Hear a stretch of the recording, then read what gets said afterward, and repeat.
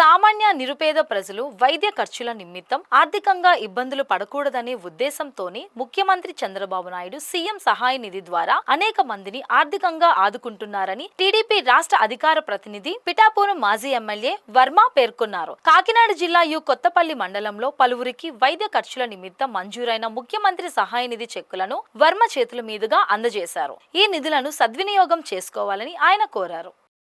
గౌరవ ముఖ్యమంత్రి చంద్రబాబు నాయుడు గారు ముఖ్యమంత్రి సహాయ నిధి నుంచి కొంతమందికి ఆరోగ్య ఖర్చుల నిమిత్తం చెక్కులు ఇవ్వడం జరిగింది.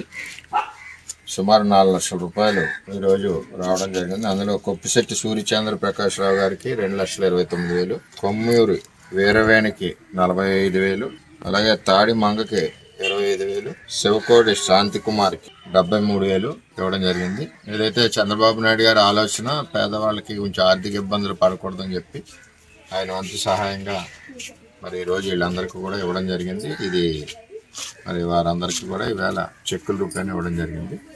ఏదేమైనా మరి కొంత ఆరోగ్యం బాగుపడాలని మరి కొంత ఒకళ్ళిద్దరు కూడా స్వర్గస్థులు అవ్వడం జరిగింది. వాళ్ళ కుటుంబం మరి తోడుగా ఉండాలని చెప్పి ఆలోచనతో చంద్రబాబు నాయుడు గారు పంపించడం జరిగింది.